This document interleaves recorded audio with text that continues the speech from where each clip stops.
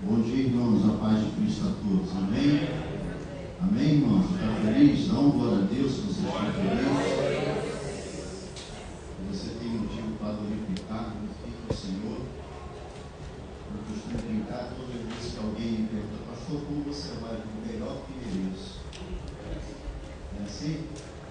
Porque a graça e a bondade e a misericórdia, ela não se renova, ela se faz nova a cada manhã. Se você tem motivo para isso, não perca a oportunidade de glorificar o Senhor. Amém? Quantos querem ouvir uma porção da palavra de Deus? Abra sua Bíblia no livro do profeta Jeremias, capítulo de número 18. Texto bastante conhecido.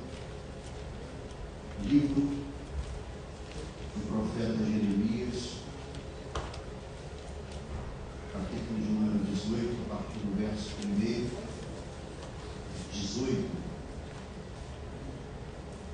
A partir do verso 1, nós veremos até o versículo de número 6. Quem encontrou, diz amém.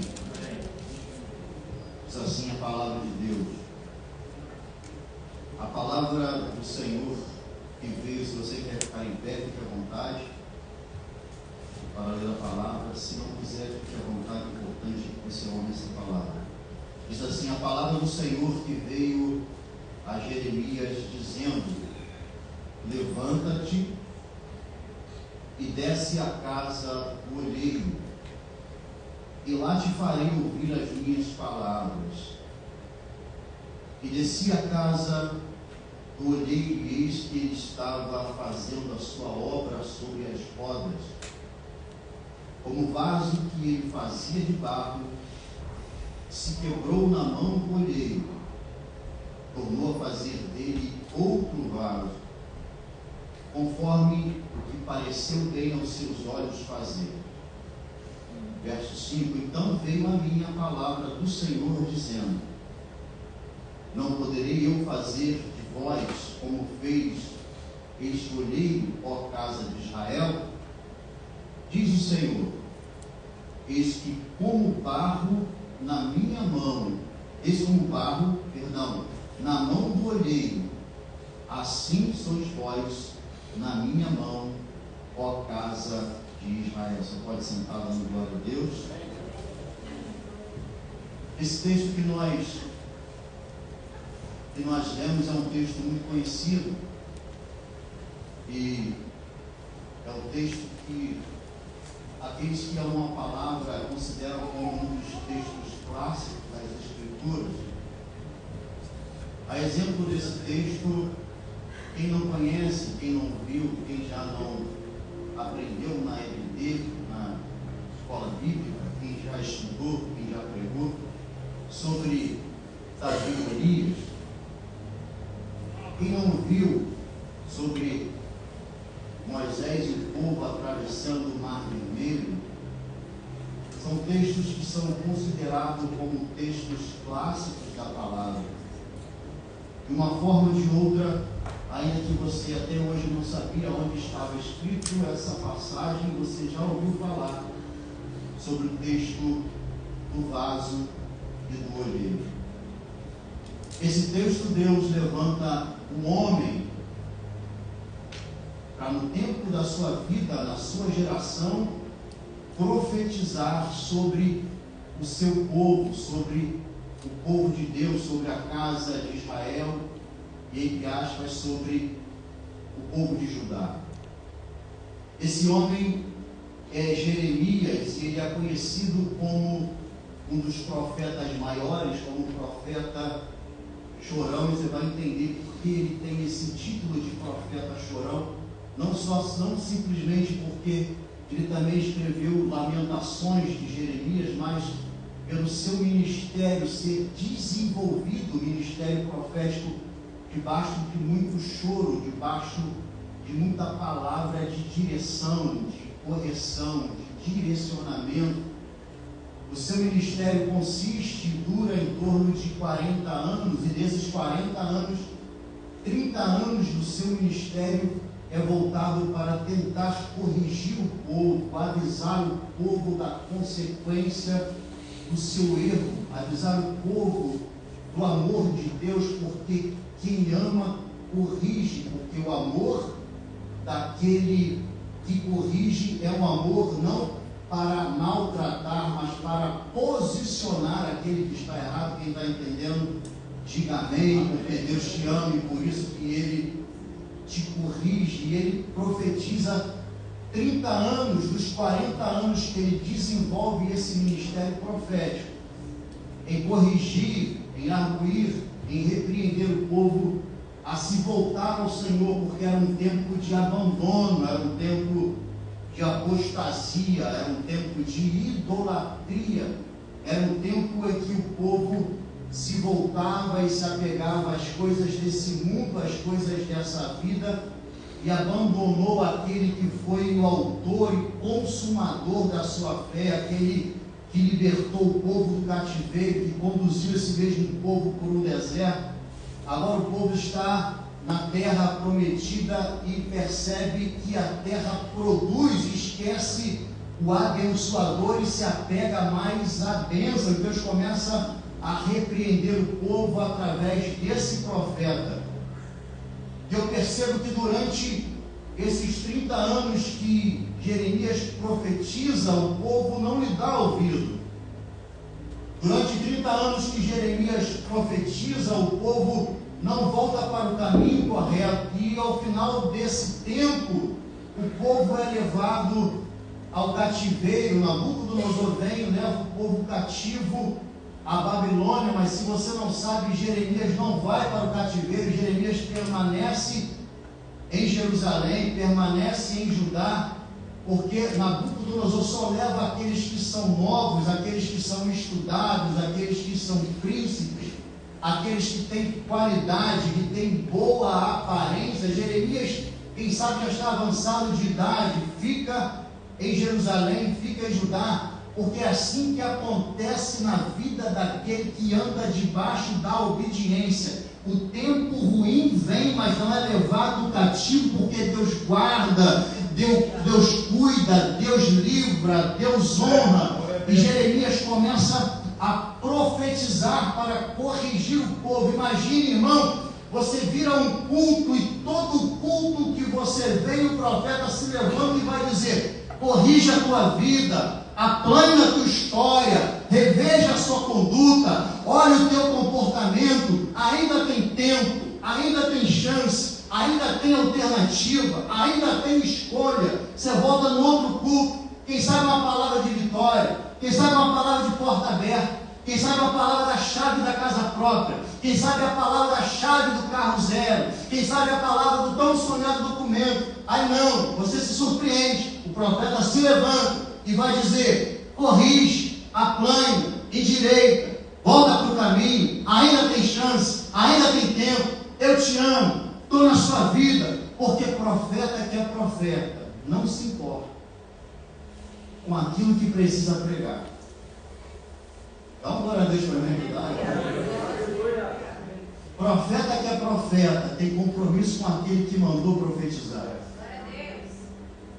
Profeta que é profeta não se importa com popularidade.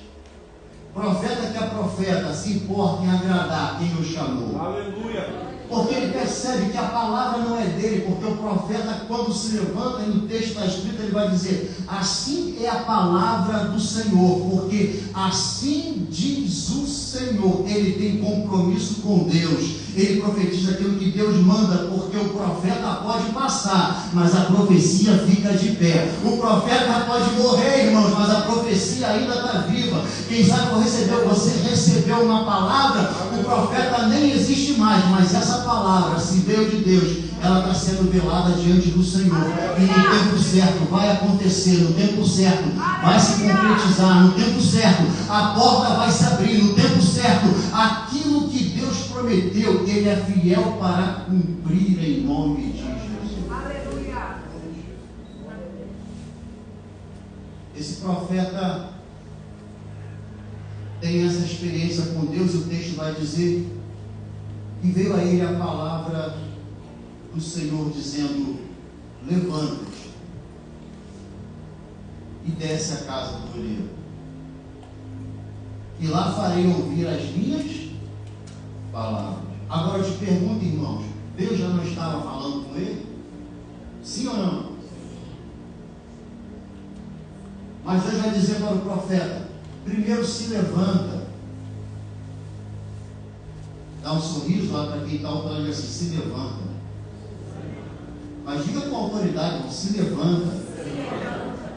Por que, pastor? Porque Deus não fala com quem está prostrado.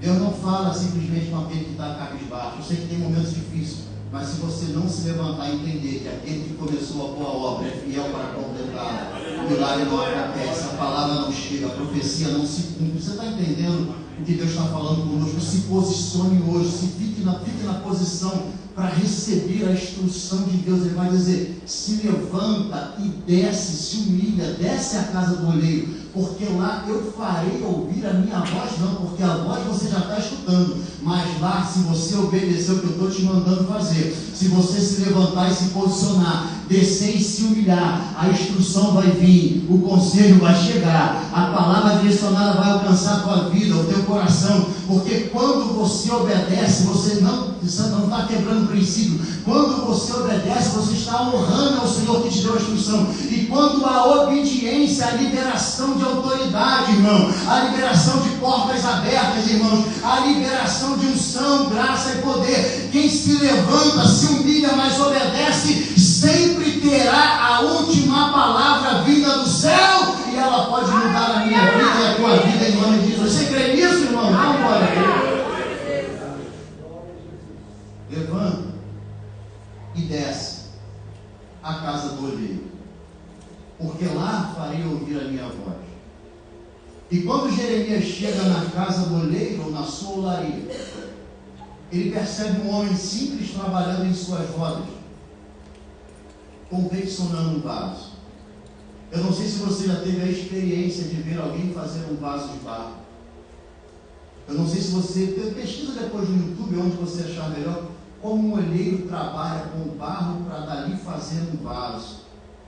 Ele pega o vaso e coloca em uma roda, em uma mesa, e essa mesa tem umas rodas que ele começa a movimentar com seus pés, e aquela mesa começa a girar em uma velocidade constante, e dali com as mãos ele vai moldando o vaso, e toda a atenção do olheiro está voltada no vaso, porque qualquer movimento fora da velocidade e fora do sincronismo necessário para moldar, para formar, para fazer da forma aquele barro informe. Quem está entendendo, diga amém. Desconstrói tudo aquilo que está sendo feito, trabalhado e elaborado. Então aquele olheiro, conjecturando, está confeccionando aquele vaso, está trabalhando em sua roda, está moldando aquele barro. E Jeremias está olhando. Eu começo a entender e conjecturar que enquanto Jeremias está observando o olheiro trabalhar naquele instrumento e com aquele material chamado barro, nada tira a atenção do olheiro. E naquele movimento, naquela atitude, naquela construção, Deus vai falando com o profeta Jeremias. Assim como esse homem, esse olheiro, esse homem habilidoso, esse homem que tem a prática em moldar, está trabalhando concentrado no barro, e nada nem ninguém tira a sua atenção daquilo que está fazendo. Eu estou te ensinando como eu posso trabalhar na vida da minha igreja. Eu posso ensinar e te mostrar com essa forma didática, prática e simples, porque não é uma visão espiritual, mas é uma visão natural, e nessa visão a instrução está sendo dada ao profeta. Quem está entendendo, diga amém. Nada tira a atenção do olheiro, e Jeremias está olhando e aprendendo e observando. Ou eu quero te ensinar algo interessante, aplicar essa palavra na minha e na sua vida na manhã desse domingo. A tua vida pode ser simples, a tua vida, quem sabe, não atrai muita gente, a tua vida, quem sabe, não tem nada de luxo, a tua vida, quem sabe, não tem nada que seja algo tão especial. Quem sabe as pessoas olham para você e você está sendo trabalhado na mão do olheiro nessa mesa. Você está aquele barro que está sendo moldado, mas tem alguém que você não sabe, que observa a sua vida, vê Deus trabalhar na simplicidade da sua vida, vê Deus moldando a sua vida, vê Deus protegendo a sua vida, vê Deus dando direção à sua vida, por mais que você não entenda, e por mais que você não perceba, por mais que você pense que é um anônimo, tem alguém que olha para a tua vida e vai dizer: eu tenho um problema, mas o pastor Wagner também tem, mas eu vejo como a alegria do Senhor e a força dele, eu vejo como Deus trabalha na vida dele, eu vejo como Deus molda a vida dele, eu vejo como Deus protege, como Deus dá forma, como Deus vai dando direção, vai dando sentido. Deus está mandando te dizer: não desista, porque Deus está trabalhando na sua vida. Você não sabe, mas está sendo exemplo, você não sabe, mas está sendo referência, você não sabe, mas está testificando a fé de alguém que está passando por um problema, mas olha para a tua vida e vai dizer: tem tudo para desistir, mas ainda está na olaria, e Deus está trabalhando, então não vou desistir, porque aquele que trabalha na vida de alguém vai trabalhar na minha vida também.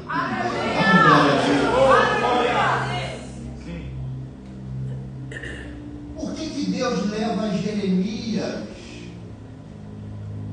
para dentro dessa experiência, mostrar a ele aquilo que ele pode fazer com o seu povo?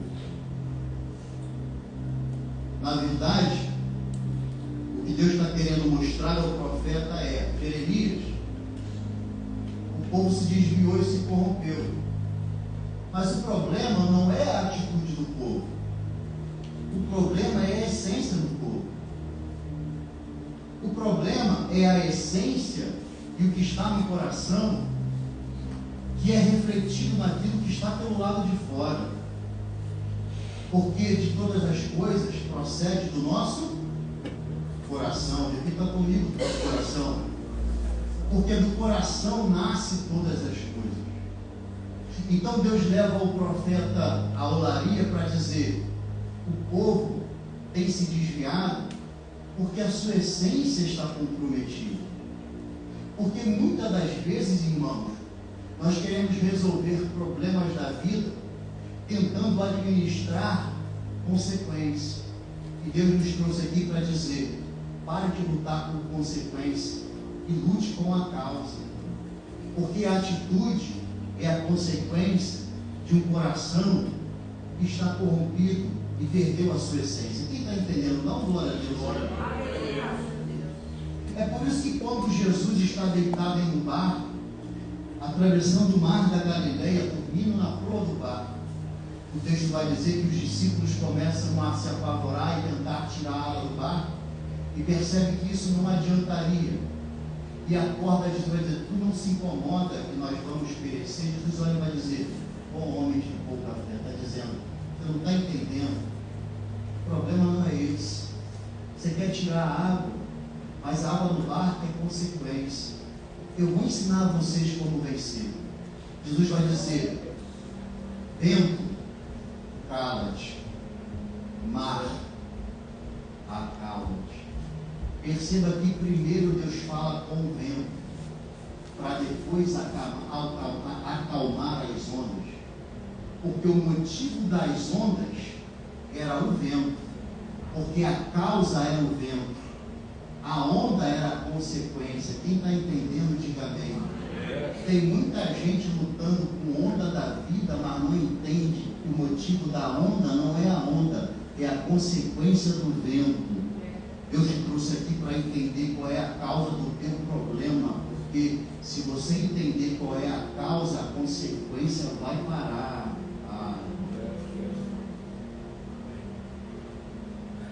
Jeremias desce porque eu quero mostrar a essência e eu vou trabalhar na essência.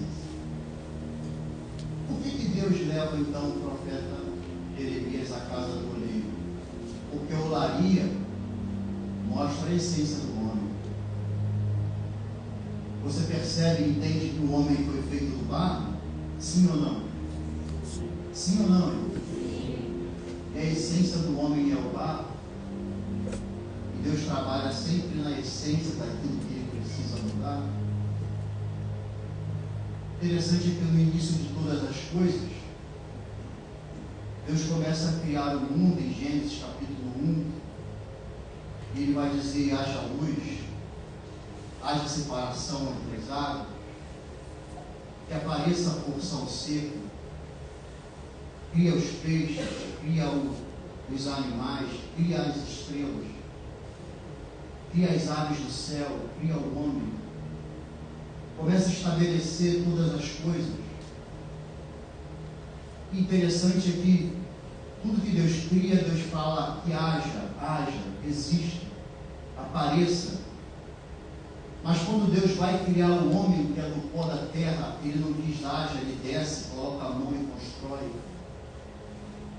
Porque toda obra, o que valida a obra é a assinatura de quem faz. Um quadro só tem valor se tem a assinatura de quem o pintou. Deus coloca as digitais da sua essência no homem, para dizer que eu sou o autor dessa criação. Aleluia. Agora eu quero te contar um segredo e tente entender. Quando Deus cria as coisas, Ele estabelece princípios. Princípios que equilibram a nossa vida e o mundo que Ele criou. Vamos lembrar um pouco daquilo que a gente estuda de ciência, só para você entender. Quando Deus começa a criar todas as coisas, Ele começa a usar aquilo que traz equilíbrio até hoje à natureza e ao mundo, como ciclo vital de existência. O que é, pastor? Aquilo que a ciência chama de elementos principais. Pastor, que elementos são esses?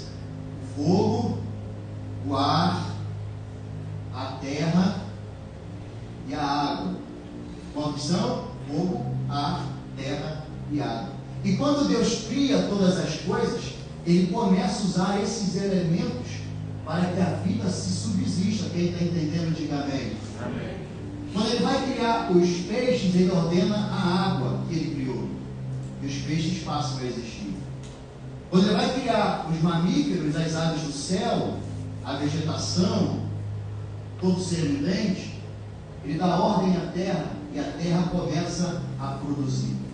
Quando Ele vai criar as estrelas, se você não sabe, as estrelas são consequência de gases, e elas se formam. Ele cria o ar, e do ar Ele faz as estrelas.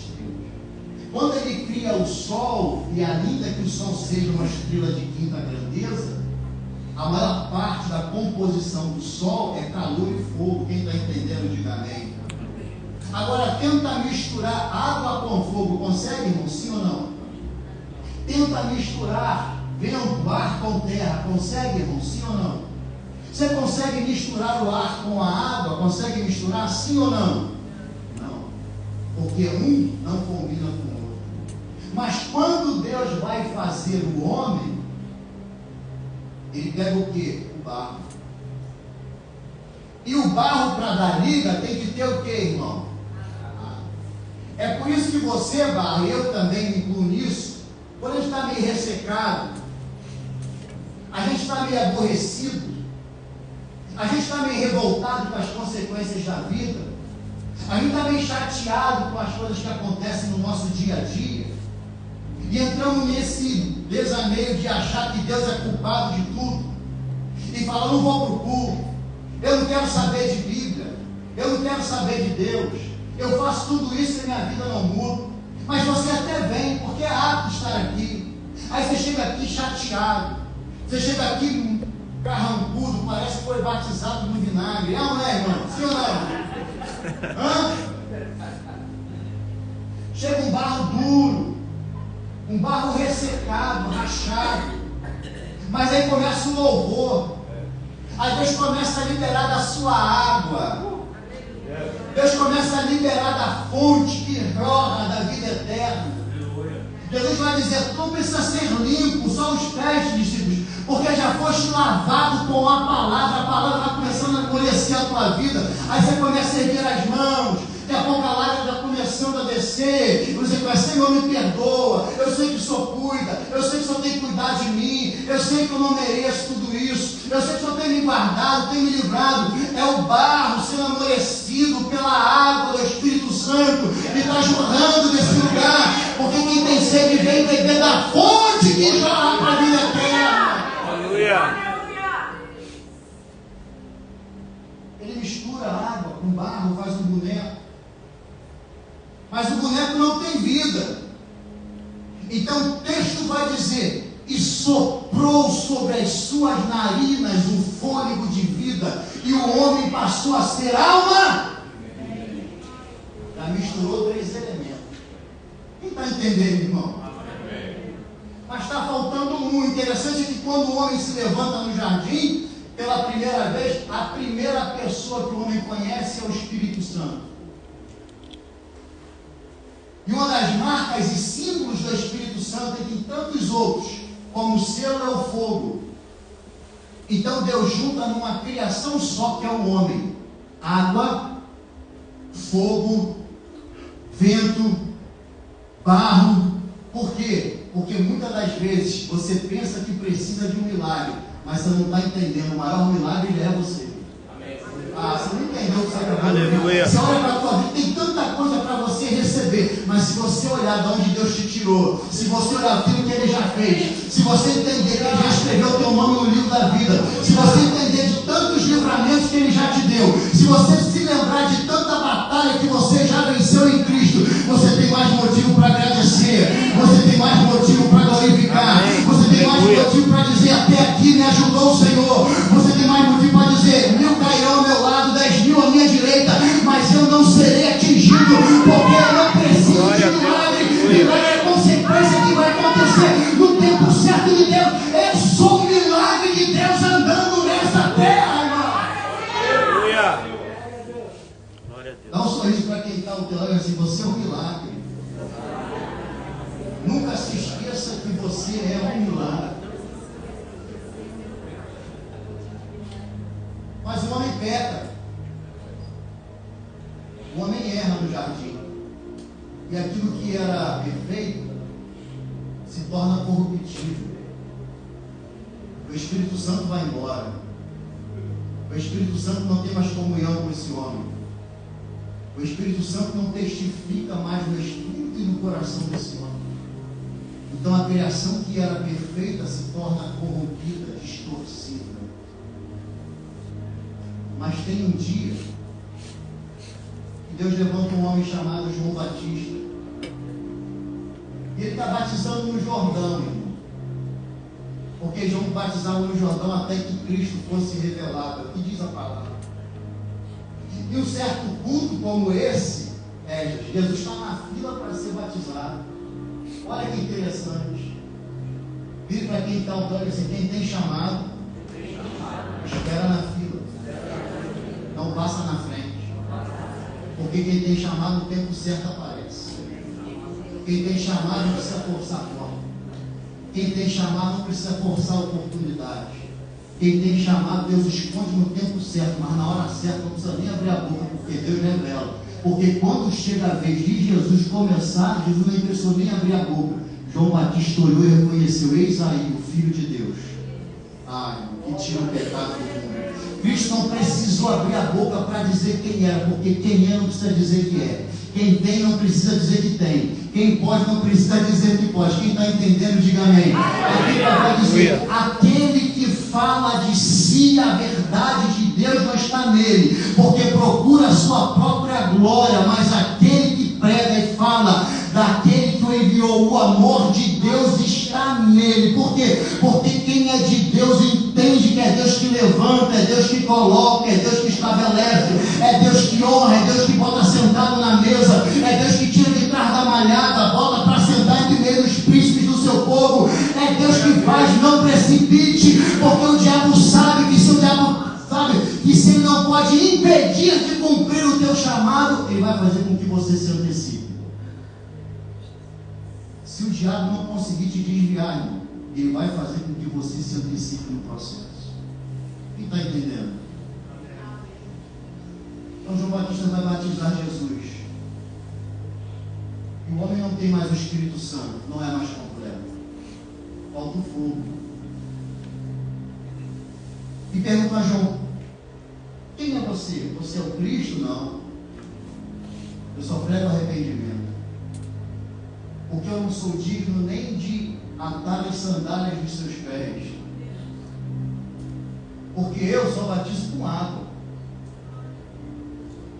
para arrependimento. Mas aquele que vem após mim vos batizará com o Espírito Santo. Aleluia. Quem come perdeu no jardim? Quem come perdeu no jardim, irmão? João Batista não podia dar, mas Cristo pode. O homem não pode dar o fogo do Espírito que foi roubado pelo pecado, mas Cristo pode. Cristo pode te tornar perfeito nele novamente. Você pode erguer as suas mãos. Você pode glorificar a Deus se você entende.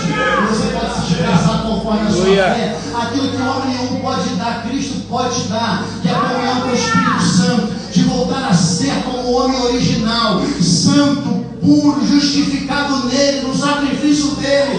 Ele morreu para que você tornasse a ser perfeito nele novamente. Ô irmão, dá uma glória a Deus, porque em Cristo você pode todas as coisas. Cristo, quando olha para você, não vê o teu pecado. Se você se arrepende, ele deu o sacrifício de Cristo, porque você já foi justificado por ele. Vai na olaria, lá eu vou te falar o que você precisa aprender. E ele vê um homem trabalhando em sua roda. Agora entenda isso, irmão, para correr, para fazer barro, vaso, perdão, não é qualquer tipo de barro.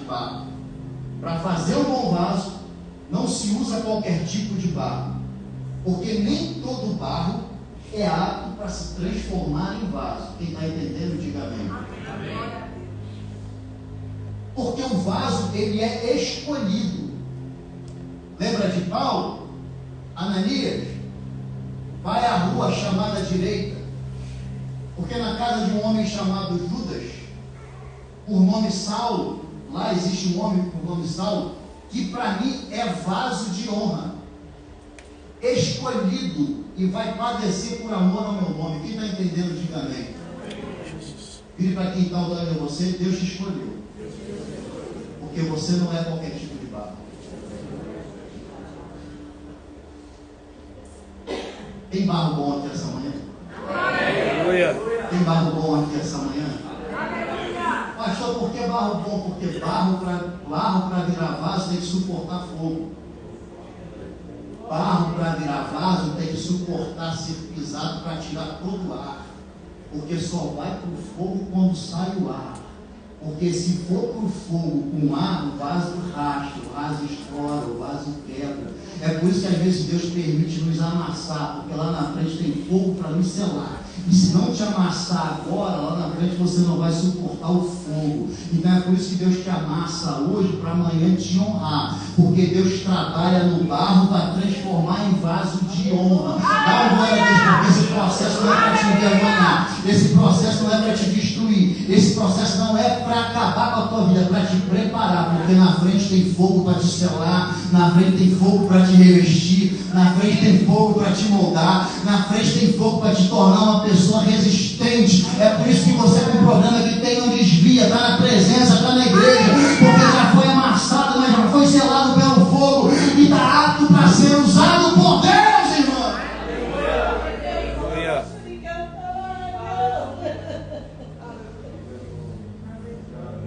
Jeremias, o que você vê? Eu vejo um homem trabalhando na sua roda e fazendo o seu vaso.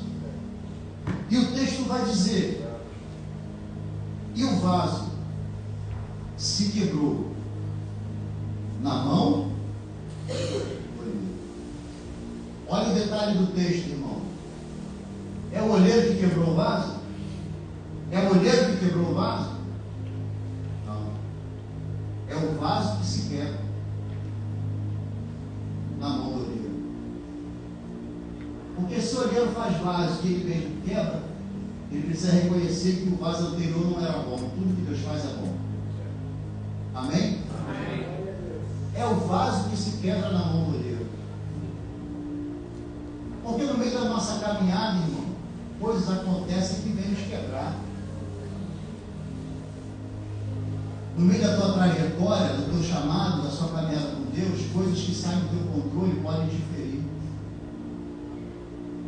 Comportamentos, alianças, consequências, problemas da vida, pode transformar alguém que um dia foi vaso em pedaços e em cacos. Quem está entendendo? Mas deixa eu te dar uma palavra.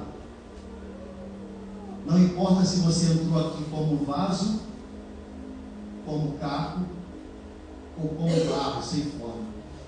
O importante é que você está na olaria. Aleluia! O importante é que você está na mordoria. O importante é que você está sendo trabalhado.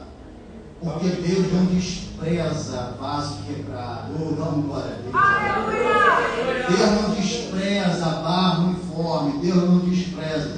E para você glorificar a Deus com mais entusiasmo, está quebrado, mas está na mão do olheiro. Está bonito, mas está na mão do olheiro, pastor Wagner. Está dilacerado, mas Deus ainda está trabalhando na minha vida. Enquanto Deus trabalha, você está seguro, dá um glória. Enquanto você trabalha, você está escondido nos esconderijos do Altíssimo. Enquanto Deus trabalha, Ele molda, Ele cuida, Ele livra, Ele protege. Porque a Bíblia vai dizer: aquele que é nascido de Deus, o inimigo não lhe toca, porque aos seus anjos dará ordem a teu respeito para acampar ao seu redor, para te livrar de todo mal. Nenhuma arma forjada vai prevalecer contra aquele que está na mão do olheiro. Está quebrado, está ferido, está moído, está partido, mas o olheiro não abre mão da tua vida. Vai reconstruir, fazer um vaso de honra, porque Deus não lança fora aquilo que um dia Ele trabalhou, porque Ele consegue enxergar na nossa vida aquilo que eu não consigo, e Ele sabe onde eu posso chegar e no vaso que eu posso me tornar. Olha para quem está orando assim: você é um barro bom. Fica de pé, irmão, em nome de Jesus.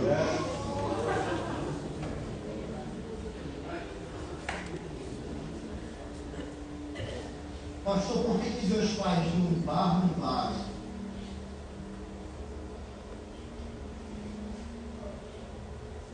Por que Deus sempre trabalha na minha vida para me tornar alguém melhor?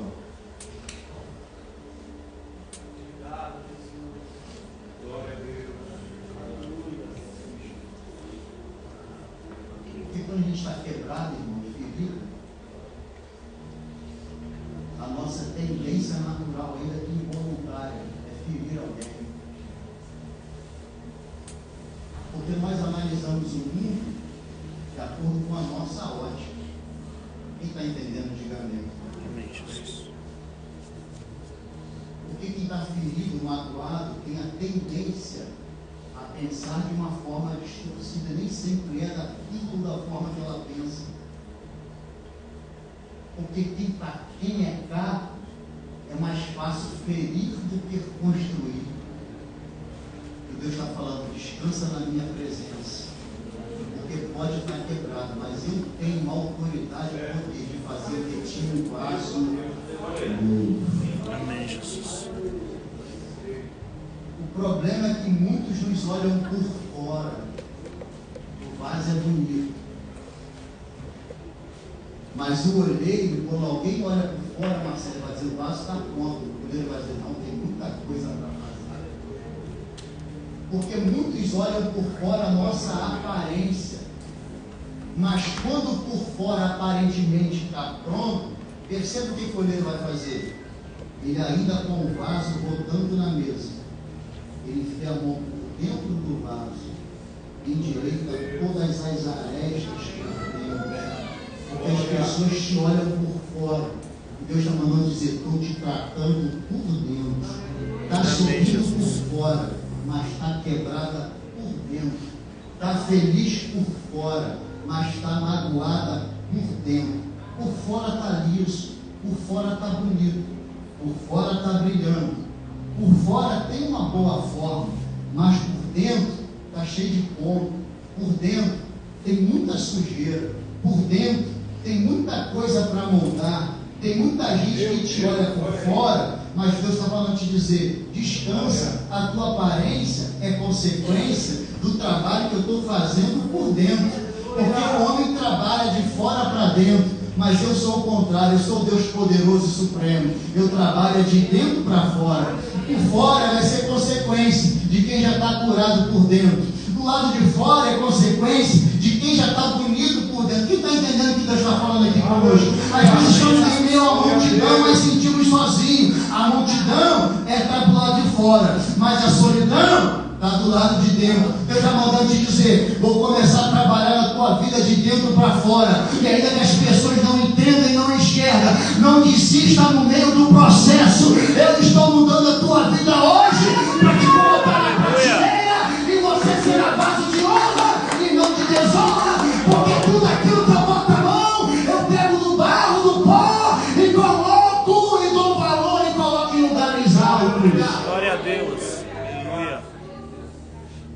Pega na mão de quem está ao teu lado, que assim, você é barro bom.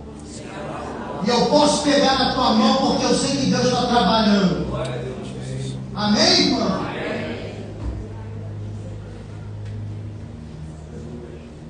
Pastor, e quando Deus nos honrar?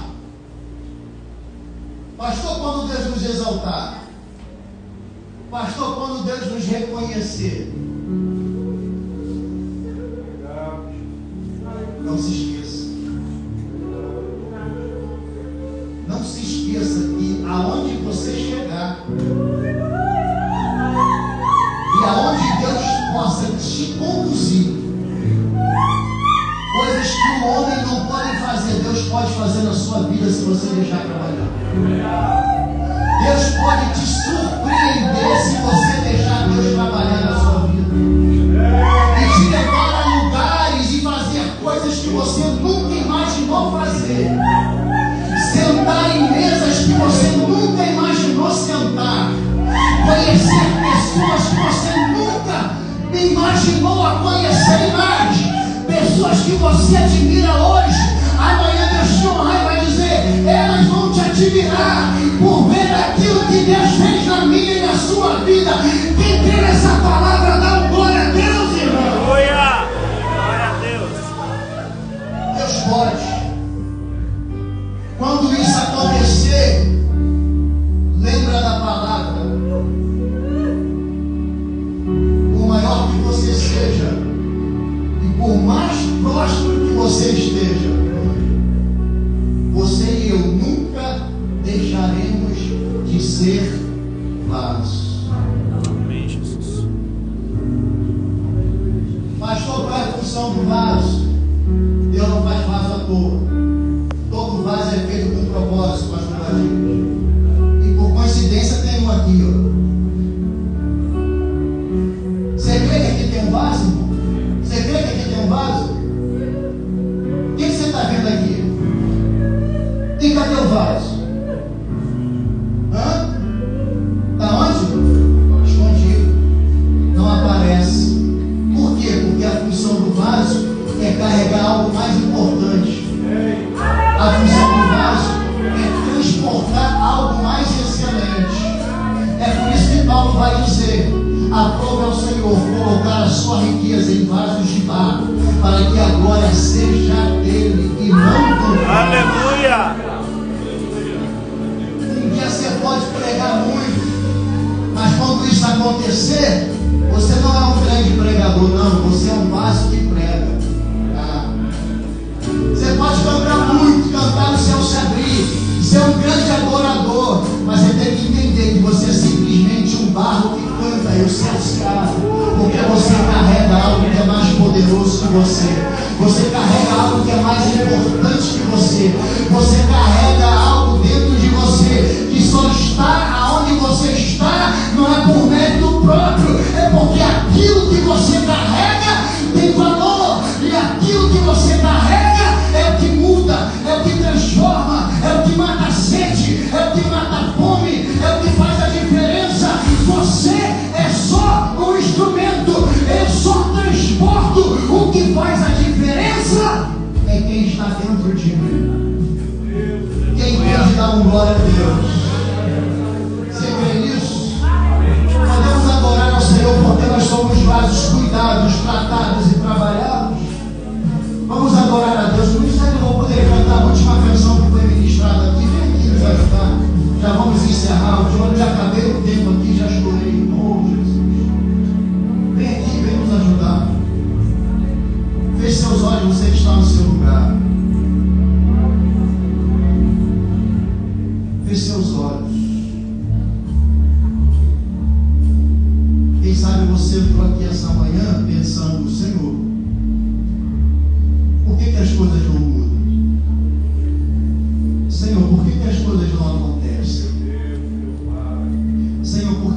parece que para mim é mais difícil. Senhor, porque as pessoas chegaram aqui depois de mim e já avançaram, já conquistaram, e parece que na minha vida nada muda. Senhor, porque parece que eu estou aqui há tanto tempo, mas parece que eu estou nessa terra que cheguei aqui ontem, pessoas chegaram depois, já avançaram, já conquistaram. Descansa, irmão, você está na mão do olheiro. Cada propósito é um propósito diferente. É Deus que estabelece o local do vaso, é Deus que estabelece o tamanho do vaso, é Deus que estabelece aquilo que o vaso vai transportar, aquilo que o vaso vai levar. O importante é levar aquilo que Ele tem para você carregar. Quem está entendendo, diga amém. Não se compare com ninguém, porque não tem ninguém para ser você. Vou repetir, nunca se compare ou tente ser alguém, porque não tem ninguém para ser você. Você é um vaso único.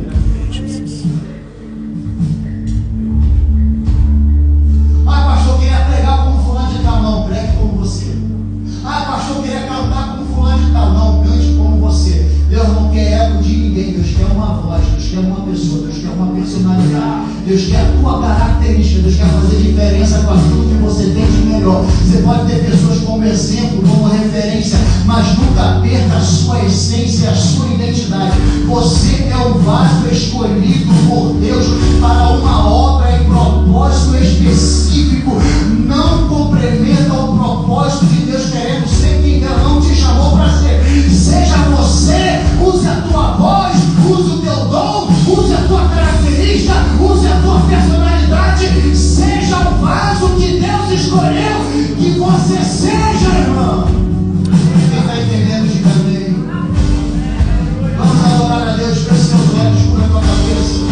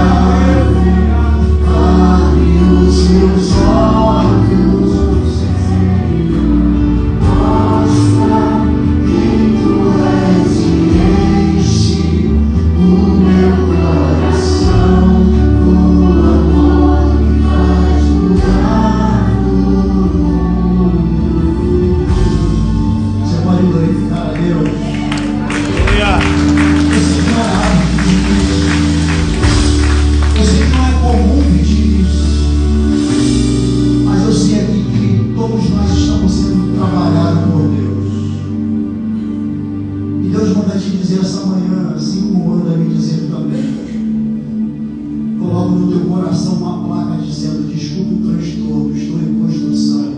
Mas é uma boa obra. Você crê nisso? Vire para quem está ao teu lado, dá um abraço dessa pessoa. Você pode abraçar essa pessoa e dizer para ela: me desculpe, eu estou em construção, mas é por uma boa obra. Aquele que começou é fiel para completar a obra que ele começou. Às vezes eu erro, às vezes eu te magoo, às vezes eu posso até te machucar e ferir, mas às vezes eu me transformar em um vaso de honra. E nós vamos glorificar a Deus junto com a igreja. Quem quer dar um glória a Deus? Aplauda o Senhor, se você recebe essa palavra. Marcelo, glória.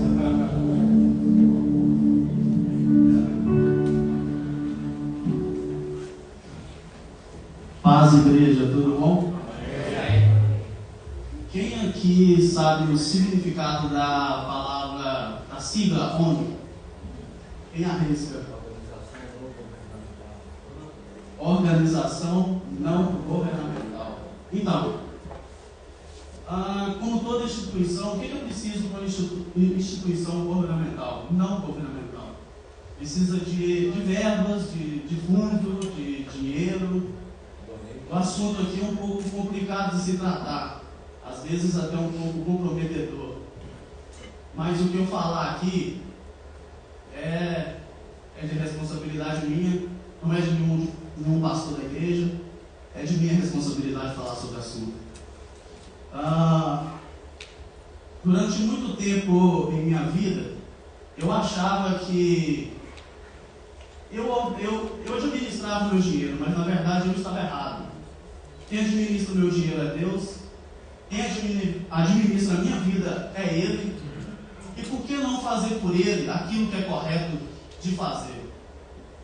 Eu poderia ler na Bíblia aqui vários textos que falam sobre o dízimo, sobre a oferta, só que eu não vou dizer isso hoje, porque é óbvio que a igreja precisa do seu dinheiro, da sua oferta, do seu dízimo, da sua contribuição. E para a obra funcionar do Senhor, precisa da sua oferta. Então, assim, é difícil falar aqui de cima, eu estou um pouco nervoso. Hoje, infelizmente, não está sendo um dia bom para mim. Vou aproveitar o gancho para poder falar sobre a minha mãe, que está internada há mais ou menos 3 meses. E está muito difícil falar hoje, mas é preciso falar sobre o assunto. Eu quero convidar você hoje a plantar uma semente aqui no altar. Por favor, alguém pode pegar o gasofilaço para mim, por favor? Como toda semente, irmão, tudo que você planta, um dia você vai colher. Isso é fato, isso é óbvio. Só que quando você planta a sua semente, você precisa aguar, cuidar, porque senão ela não vai crescer, ela não vai dar frutos. E eu quero convidar você nessa manhã para poder abrir seu coração, fazer com alegria, fazer com amor, porque essa casa aqui, como todo mundo sabe, isso aqui não falta nada para ninguém. A gente tem um pastor honesto, a gente tem pessoas por trás honestas, só que a igreja precisa da sua contribuição, do seu dízimo. Infelizmente as pessoas não estão fazendo isso. Essa igreja, irmãos, precisa. Essa igreja está cheia de projetos, mas para desenvolver projetos, precisa da sua contribuição, do seu dízimo. É óbvio. Então eu quero convidar você nessa manhã para fazer, não é com raiva, é fazer porque precisa ser feito. É como eu disse, eu posso ler um monte de texto aqui na Bíblia onde fala sobre dízimo, sobre oferta. Só que eu não vou fazer isso hoje, porque não se trata de você entender a palavra de Deus, entender a Bíblia. Se trata de você simplesmente fazer o óbvio. Essa instituição precisa do seu dinheiro, da sua oferta, da sua contribuição, para continuar funcionando. É óbvio, não precisa entender. Não vem com desculpa que, eu não dizimo porque eu não entendo. A palavra de Deus diz que você vai ser cobrado de acordo com o seu conhecimento. Mas isso aqui não precisa de conhecimento, é óbvio. Então eu quero que você saia do seu lugar hoje e plante a sua sementinha aqui, com o coração aberto. E obrigado pela oportunidade. Perdoa que eu sei que tem pessoas que não estão podendo fazer isso nesse momento, mas em nome de Jesus, vocês vão ter condição. E que você saia do seu lugar e deposite aqui a sua semente. Obrigado.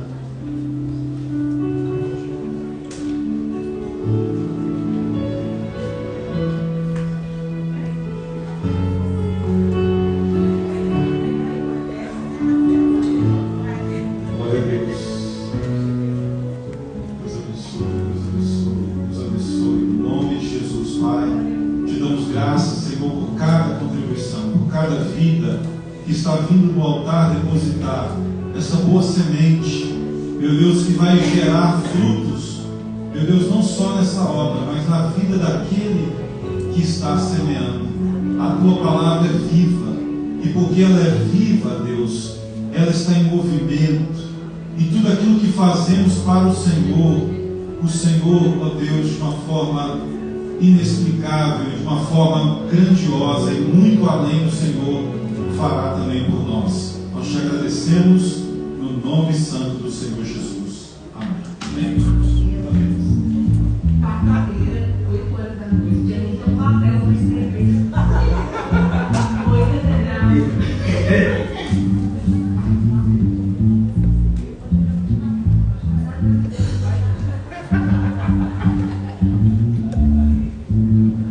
Oi, Catedral, tudo bem com vocês? A gente está passando para deixar alguns avisos e esse mês está repleto de eventos.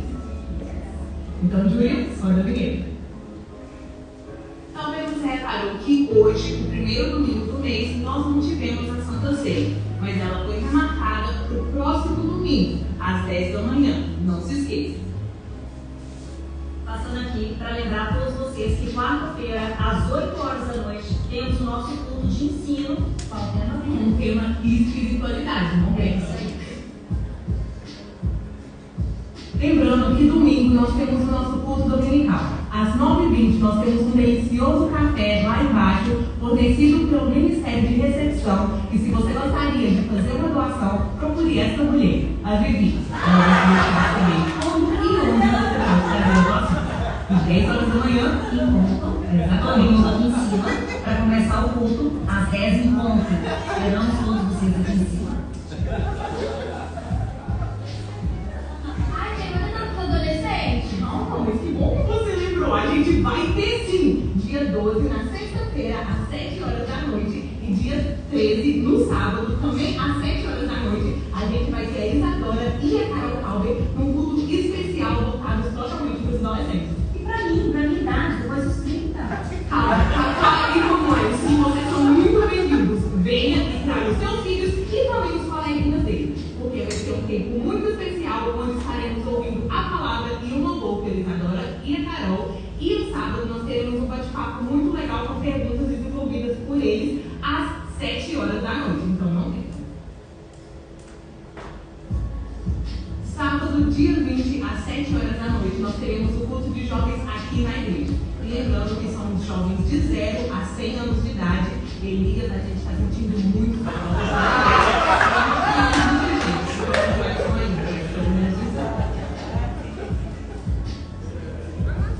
Passando aqui para lembrar da nossa vigília, que sempre acontece na última sexta-feira de cada mês.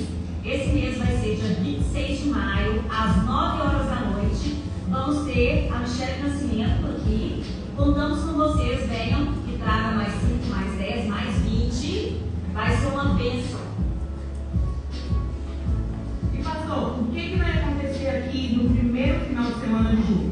O maior retiro da história de Freno, retiro do departamento de exame da catedral. E você faz sessão de pessoas? Com certeza, nesse menino não entra, só é menino. Ok, então se você é homem, faz parte dessa igreja e gostaria de ir nesse acampamento, procure este homem aqui. Pastor, imagina, não deixe de se inscrever, fale com ele e te esperamos lá. Eu não, por favor. Para tudo. Júlia, faz a voltar, vem assim, a luz. Isso, tá, tô conseguindo ver. Eu não estava errada aí, ó. Tem visitante, participando aqui conosco.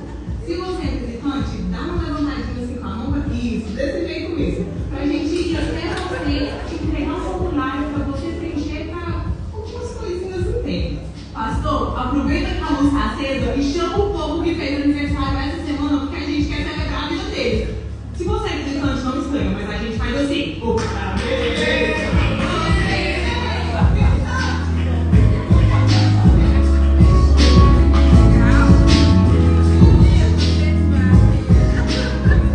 Essa menina está indo longe demais, né? E o céu é o limite, hein? Boa, pode falar mais alto. Deus é contigo. Glória a Deus. Irmãos, cadê os nossos aniversariantes? Nós temos uma visitante ali atrás. Glória a Deus, Deus abençoe. Sim, é de casamento? 1 ano, glória a Deus. Amém. Pastor Paulo é Vivi, parabéns. Mais alguém? Mais alguém que fez aniversário essa semana? Amém? Glória a Deus. Eu estou feliz, irmãos, também por um visitante especial que está aqui hoje com a gente, Benício. Você já conhece o irmão Benício? O irmão Benício com cara de homem, aquele bebezinho ali, ó, da Laura e do Denis. Amém? Fica de pé aí, Laura. Em breve esse homenzinho vai ser apresentado. Ah, ficou de pé o Benício. E esse pai não é coruja, viu, irmãos? Esse homem já não quer trabalhar overtime mais, part-time lá comigo mais. O negócio dele acabou. Deu 3 horas da tarde, já está querendo arrumar as coisas para ir embora. Aí eu fui procurar saber por quê. Não, pastor, é eu que dou banho. É eu que tenho que ir lá dar banho. Só eu dou banho. Né? Glória a Deus. Claro, vamos chamar o Flor aqui na frente. Fez aniversário, Flor? Vai ser quinta-feira? Não, mas tem que vir no altar. Vem receber a bênção aqui já antecipado. E aí domingo que vem a gente ora de novo. Amém? Glória a Deus, o Flor é uma bênção. Irmãos, vamos ficar de pé? Vamos orar por eles? No nome de Jesus. Levante as suas mãos para cá. Pai Santo, Deus querido, nós apresentamos a vida dos teus filhos nas tuas mãos, ó Pai. Obrigado pela vida do pastor Paulo, Senhor, como um vaso de honra, ó Deus, que tem ministrado e abençoado as nossas vidas tremendamente. Continue usando, guardando, sustentando e realizando o desejo do coração do teu filho, segundo a tua boa vontade. A Vivi, Senhor, estão fazendo aniversário de casamento, Senhor. Essa obreira abençoada, serva do Senhor, Pai, guarda este casal e que se multiplique nos anos, meu Deus, da felicidade, da prosperidade, da alegria no meio do lar do casal. No nome de Jesus, Senhor, abençoe o irmão Flor, Pai, que vai, Senhor, realizar aniversário. Senhor, que o Senhor dê muitos e muitos e muitos anos de vida para esse homem, que é um milagre, Senhor. O fato dele estar aqui, nós sabemos. O Senhor é fiel, Flor, na tua vida. Que Deus te abençoe no nome de Jesus. Amém. Amém.